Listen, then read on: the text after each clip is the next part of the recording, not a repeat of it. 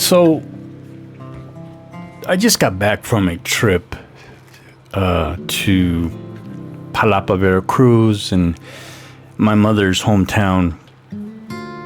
My brother hadn't seen the place where my mother was born and raised. And my uncle retired from being a truck driver in Mexico. And I didn't know this, but it looks like that, yes, it's a big deal, retirement. It's a retirement party. And we were there to celebrate that. But it's like a big deal. It's not exactly as big as a wedding or a quinceañera, but there was a lot of people that ended up going.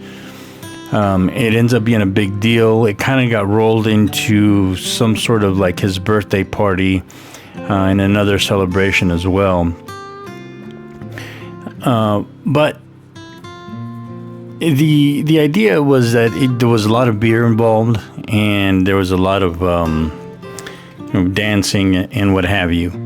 But they decided to do there's a really nice little sort of resort that overlooks this canyon, and it's just absolutely beautiful. And they decided to do the party there, which is, in the long run, it's kind of weird in a sense, but not in a sense that it's completely out of left field. My uncle was also born there, but he wasn't raised there. He just born there, and when he was still a baby, they moved to another town, which I also love. But the idea was, again, the party was there. And what I did was, and my brother and I did, was we took advantage of the location. And my brother hadn't really been around the town. A couple of years ago, my uncle had business there, and I asked to go with him so that I can go walk around the town. Alto, Lucero, it's what it's called. Literally translated is the high star. And it's just a beautiful little town in the mountain.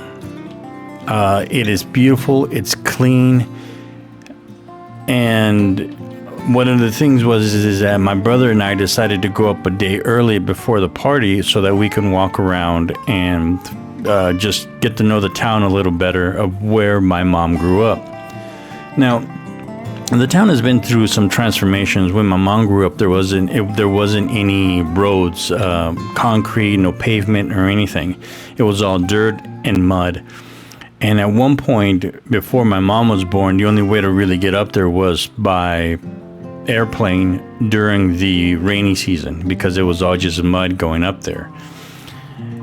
Within the last 20 years, they built a different road to go up to have access to the town, which ended up cutting the drive time by 45 minutes.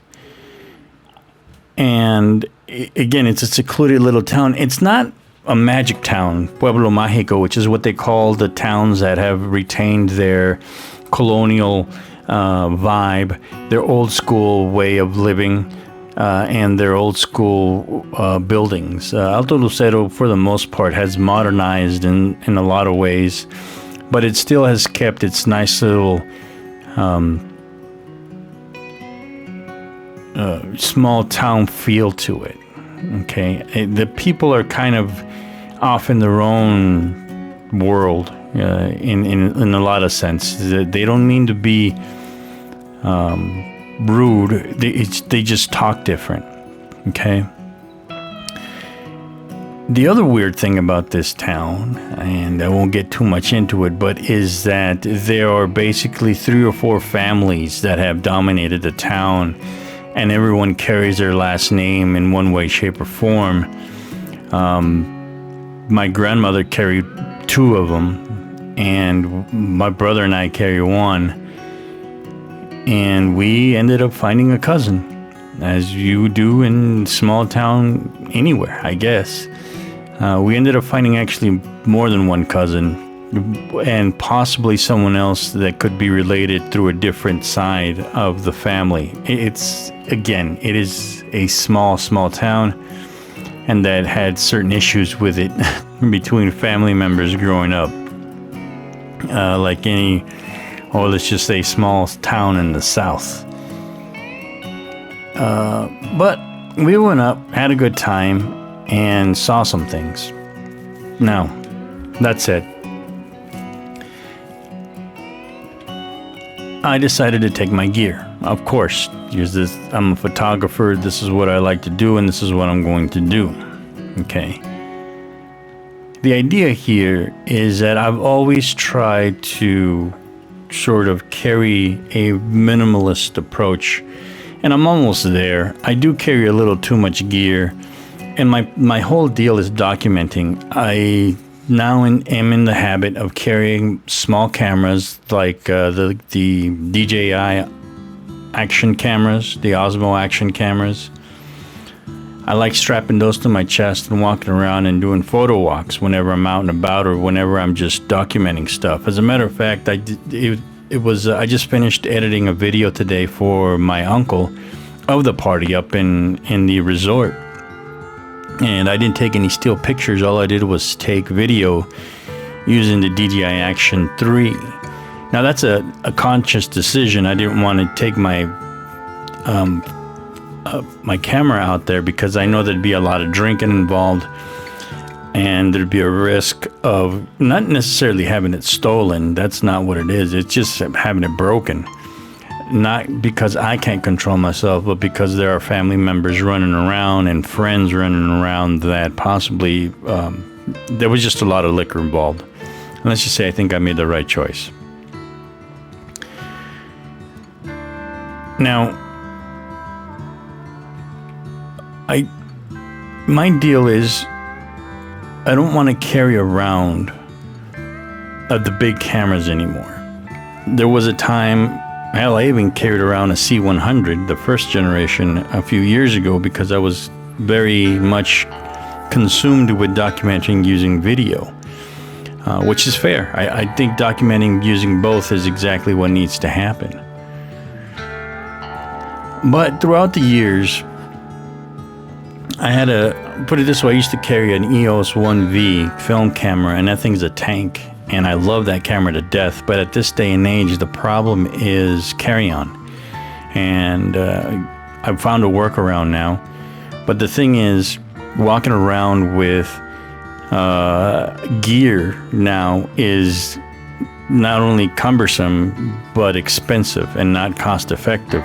To get on the airplane ride from TJ to Puebla, which is the airport that I prefer to land in over Mexico City, and that's a whole nother story, with given enough time, is only $60, $70 to get there. The problem is, at that point, is if you want to add on stuff, carry-on or check baggage, then you start to look at, man, it starts to really increase in price. Well, now I actually found out that I am going to, from now on, what I'm going to do is ship my stuff ship my clothes to myself. That's exactly what I'm going to do from now on. It's so much cheaper.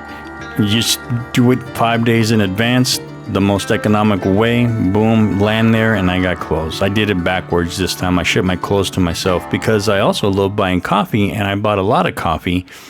And when I was doing the math, one, I was going to go over the checked baggage limit, and two, it just wasn't going to be cost effective anymore. So what I did was I sent it to myself, and lo and behold, saved price, and everything arrived safely.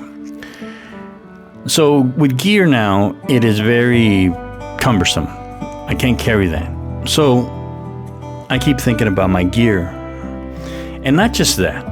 The other thing, and I've mentioned this before in other sort of videos and podcasts or whatever, I have to take into account a lot of things that other people don't. you look at all these beautiful channels, quote unquote, on YouTube about, oh, street photography this, street photography that, yada, yada, yada. And they have either really expensive Leica walking around because of the form factor, and that's fair, and I'm going to talk about that in a second. And people carrying around the big old medium format Hasselblad doing street photography, which in certain cases, in certain case scenarios, I actually know where I would use that camera at. Like if I went to Japan or somewhere that is completely safe. But what happens with me is I'm not in these situations. I have to be discreet. I have to not look like I'm a complete newbie places. I have to keep my head on a swivel. And if the shit hits the fan, I have to be able to deal with the fact that I just lost my gear. And the thing is, if I lose my gear, I have to think into my head, how much money did I just lose? Okay? That's a factor that I have to take into account. Size and cost, as far as my quote unquote, let's just call it loss of use. If somebody steals it, or heaven forbid, if we're in some sort of tussle or something happens, and I break my gear where it's no longer usable, I have to take that into account. And in comes Micro Four Thirds, the deadly word to a lot of photographers who live and die by full frame. And the thing is, I started off on a crop sensor. Canon 20D served me very well for years, and I think the camera might even still work. I've changed the shutter on it twice, and it really is an amazing camera. And it was a crop sensor. The crop sensor on that was 1.6, I believe. The crop sensor on the Micro Four Thirds is 2. You can look up what that means later. This isn't about gear and what happens. This is about explaining how good a photographer you are versus your gear versus how you use it. I am looking at my photographs right now of everything that I just shot in this last trip. And I took in this last trip, as far as photographs go, I took about 1,000 photographs, which is nothing compared to the 4,000 that I took while I was in Paris, in France. And all of that, you cull it down, of course. I am looking here, I have probably about 100 and some odd photographs that I really just enjoyed and I love. And this is what we need. This is the other thing I want to talk about after this. Now, one, form factor. I have the Lumix GX85 Micro Four Thirds. Technically, this is the GX7 Mark II, the Japan version, is what they call it overseas. And I use a 9mm Lumix or Sumix lens, like a Summilux lens, 1.8. I love this lens. It's equivalent, again, not to dork out, is an equivalent of an 18mm on full frame. Now, my theory is I'm looking and documenting, not necessarily creating just art. I also have the 25mm, which is the 50mm lens equivalent for this that I carry around. But I'm really in love with this form factor and this format. There's a lot of pictures that I just would not have been able to have if I didn't have this nice wide angle lens. I am just like really lucky to have this gear. Now, is it cheap? No. Is it cheaper than my full frame cameras and all that other stuff? Yes. The lenses are not as crazy expensive as what an 18mm full frame equivalent would be. It is, and there's even the other lens that I was so happy to receive that I have. It's like an 18 to or 12 to something millimeter to 35mm by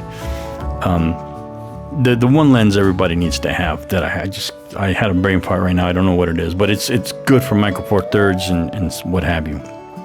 Now, I'm sold on Micro Four Thirds. There is really, for my photography, for what I need to do, there is no other substitute for me. Would I like a Leica? I don't think so. Again, I can't carry a Leica around and think that for some reason I'm going to be safe and not lose it. And that's the other thing. Lost it. In Paris, I forgot one of my cameras at a coffee bar.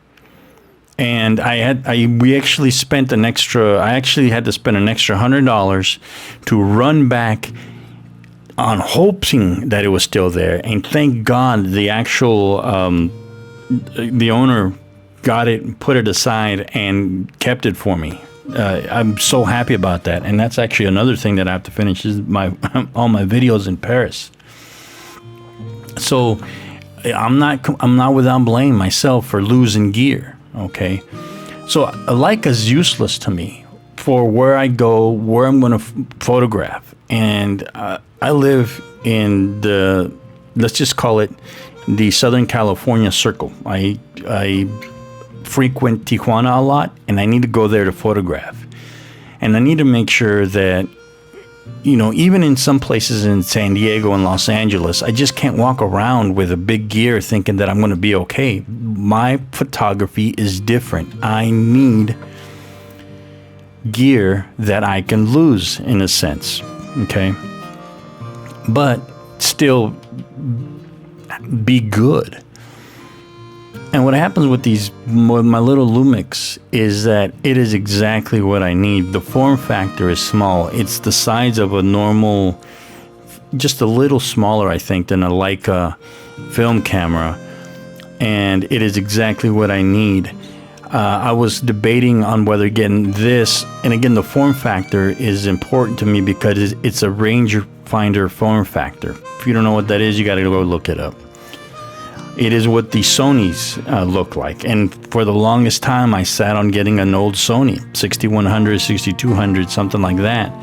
The difference is that when we start to cross into the lenses that I wanted to get, even though I can very much now, you can adapt just about any lens to any camera body nowadays. I didn't have the lenses that I wanted to be able to photograph the way that I wanted. Something ultra wide and bigger than 24 millimeters.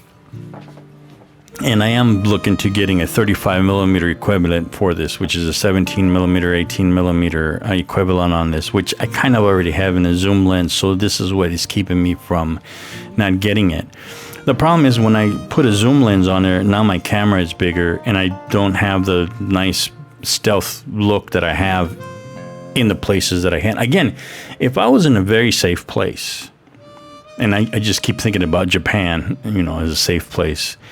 I don't think Paris was a safe place, to be honest with you. There's some places in Paris that are not that safe, including the tourist parts. So I'm always weary of, being too nonchalant and being sticking out a lot. So what I do, this Lumix camera with my 9mm lens gives me, in my opinion, the perfect disguise and being inconspicuous and being able to shoot what I need to shoot and allowing me to get as close as I need to get without doing things. And here's the thing too, once you know your lens and once you know how to shoot without looking through the viewfinder, even though you have a back screen on it, you can click shots easily. And I've done 3 or 4 like that where it's not getting lucky. You got to understand something. When you take thousands of photographs and already know your lens, you're not getting lucky by just freehanding, quote unquote. You are doing something. You already know your camera. You know where to point it. You know how to angle it. You know how to do your thing. And you'll get to that point too. So my gear has allowed me to walk around even at night in some of these places and be able to photograph unbothered in RAW and be able to make photographs that allow me to fall in love with photography in a street photography sense. If I wanted to, I can do portraiture with this and that other bigger lens that I have, and adapt another lens. I'm looking at a lens on my desk right now that I've adapted. It's a medium format. Just to let you know, it's a medium format lens that goes on a Mamiya RC. No, it goes on a Mamiya 645, and I've adapted it to fit the EOS cameras, my Canon cameras, and I've also, actually, and with that I can adapt it to my Micro Four Thirds camera. So this 75 millimeter lens is now the same as 150 millimeter lens. It's a 70 millimeter lens. It's now a 140 millimeter lens. So I can definitely do portraiture with this.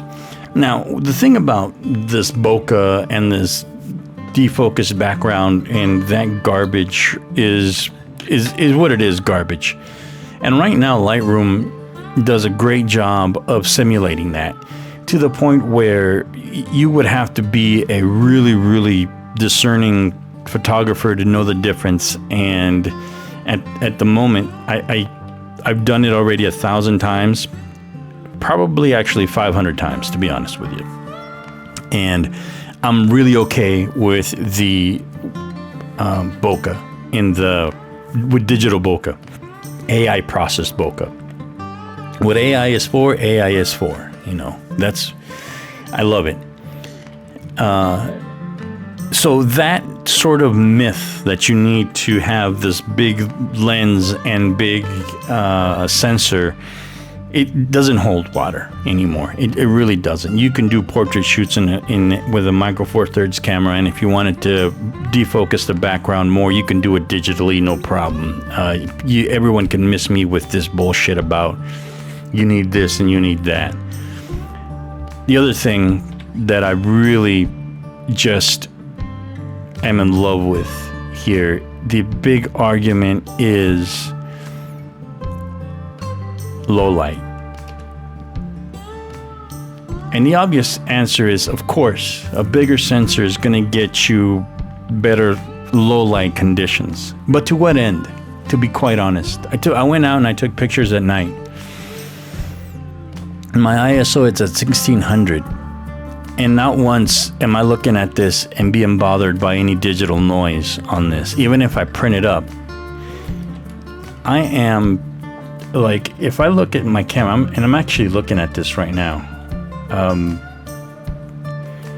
If I zoom in, I'm at 400%, and I can see grain, digital noise, that's equivalent to film grain in my eyes, and I shoot a lot of film. It's completely acceptable. At 200%, it is completely acceptable. Let me close this. And at 100%, if I printed that out, I would be 100% acceptable with printing it out. I am missing nothing artistically in my photograph, and nothing is being taken away from my photograph because there's this digital noise in the sky shooting at 1600 with my gear. And it's to me amazing. It is very acceptable.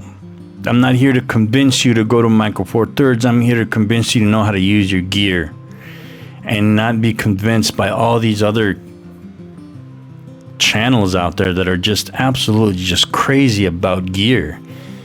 And we need to kind of go back and realize that what's going to make us better photographers is going out and making pictures, not the gear itself. Now, I am guilty of gas. I am guilty of buying a lot of gear. I have mountains and mountains of gears of projects that I'm going to do, projects that I have in mind. Not only that, I have this field recording obsession as well, walking around with what now is a 32-bit flow little microphone, just walking around recording. If I'm not recording only video, I'm doing both. And the DJI, the newer Osmo action cameras, record in 32-bit float, which is amazing, and in stereo. The DJI microphones also record in 32-bit float, but it's still, great recording that I need to do. I don't need a whole lot to do that, but I want to. I have these microphones that I want to use and do and all that jazz. Anyway, I don't need 4K video recording on my camera either. My little camera gear that I have it set at 2.7K, and if I need to upscale it, it looks great. If I need to do 4K for whatever reason. Right now I'm just uploading it as 2.7K. It's just great. It's just great video for documenting, for doing this. Now, if we're talking about making a movie and how you need a color grade, and you need a better camera. And if you're talking about making a really good movie, you need better gear. No consumer sort of camera are you going to be happy if you are really a discerning filmmaker. Can you get away with a lot of stuff? Can you make movies, using old VHS tapes? It's been done before. So, what's the question there? If you have an idea on a project in mind, you already know the gear that you're going to need. And at this point, again, the most consumer grade cameras are indeed good enough for a lot of us. Okay. So this is a node to my little Lumix GX85, technically GX7 Mark II, to where I have made photographs the last 2 years that I would not have otherwise have made. And I owe it, in this case, I do owe it to a Micro Four Thirds camera. And the last point that I need to make on this, before I sign off here, is that I love my photographs. I'm not here to convince you of why these photographs are good, bad, ugly, what I should have done, what I shouldn't have done.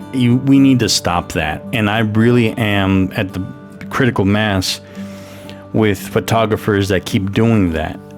And I'll tell you why, and I'll call them out right now. They're not very good. The majority of photographers that you see on YouTube are, at best, amateurs.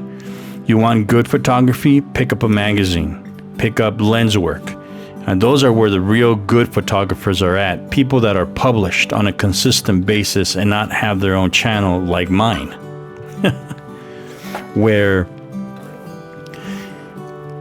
you have to understand that if they were professional photographers, they wouldn't have time to make videos about their photography. And what we get to the point is that a lot of people are self-loathing. But falsely self-loathing, to where they don't want to say, I love my photographs, I love this. Everyone's so critical about their work, like, oh, you see, what I should have done was this, that, and the other. There's even photographers, and I came across this channel yesterday that said, I don't like this photograph, but because I was making a video, I wanted to show it to you guys. That's such a garbage take that it's laughable. If it's really that bad, don't show it. But you obviously loved it. You liked it.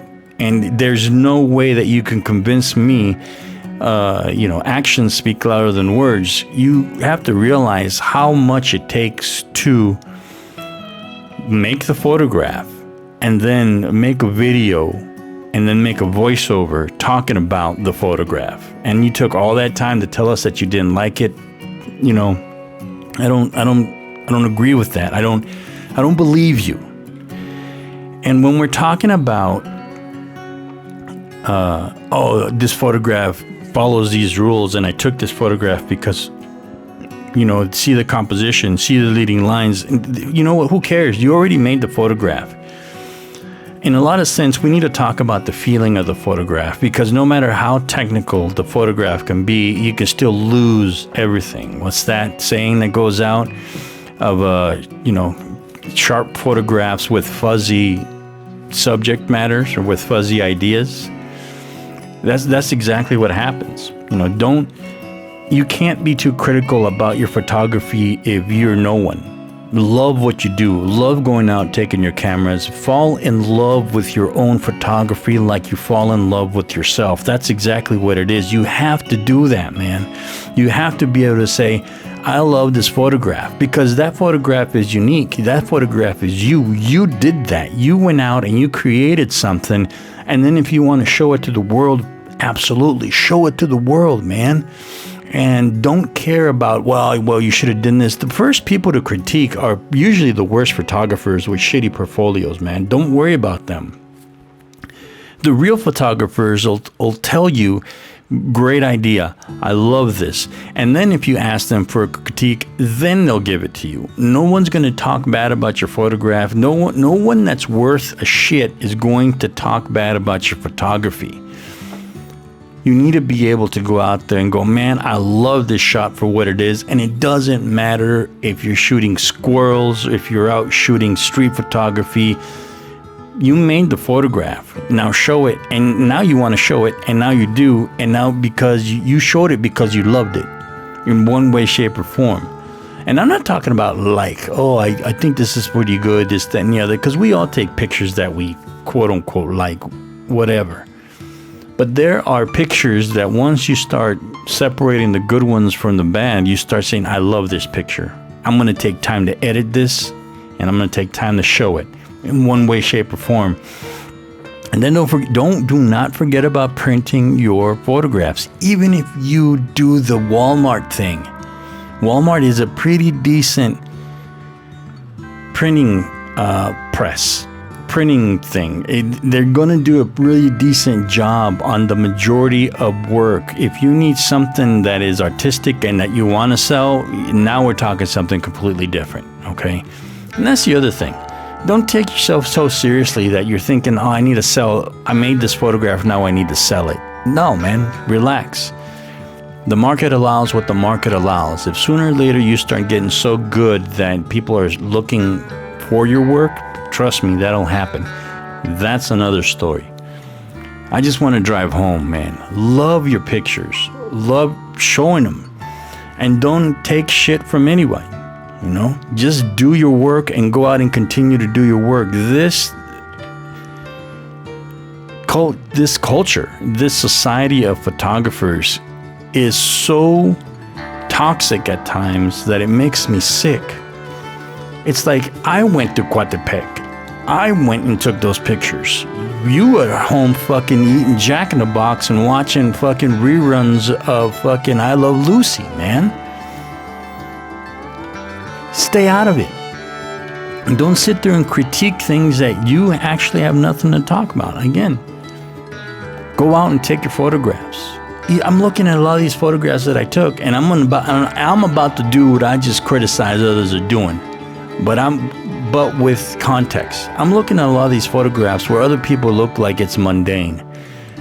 But when you get to the point where you've taken, I'm closing in probably on millions, over millions of photographs I've taken over the last 20 years. I know what my eye likes. I know my framing. I know all the technical things that I've internalized and I love to do. So these photographs mean something to me. No matter what sort of artistic rule I'm following or breaking, you will see it and you might go, man, I don't know about that. And that's great. Why? Because I know about that. I did it. I love it. I'm doing cliche pictures. I'm looking at a picture of myself I shot in a mirror with my brother in a coffee shop. I love it. Why? Because it's in a specific place in a specific time of the world with me and my brother buying coffee at Coatepec. So, yeah, man, you need to love your photographs. That's what the bottom line is. And use the gear that you have.